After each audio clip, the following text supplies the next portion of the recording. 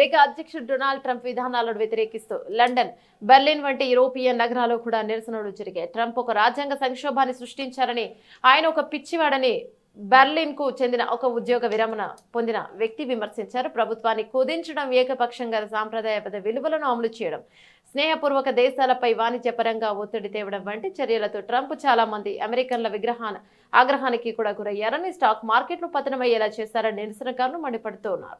ఇటు వేలాది మంది అమెరికన్లు వీధుల్లోకి వచ్చి నిరసన తెలుపుతున్నారు. ప్రభుత్వ ఉద్యోగుల కోత, వాణిజ్య సుంకాలు, పౌర హక్కుల తగ్గింపు వంటి ట్రంప్ విధానాలపై ప్రజలు ఆగ్రహాన్ని వ్యక్తం చేస్తున్నారు. Washington, New York, Houston, Florida, Colorado, Los Angeles మరియు ఇతర నగరాల్లో నిరసన ప్రదర్శనలు కూడా జరిగాయి. న్యూయార్క్ నగరంలో ఒక మహిళ మాట్లాడుతూ, మా దేశాన్ని కొందరు శక్తివంతులైన తెల్ల జాతీయులు మరియు నేరాపారోపణలు ఎదుర్కొంటున్న వ్యక్తులు శాసిస్తున్నారని ఆవేదనను వ్యక్తం చేస్తుంది.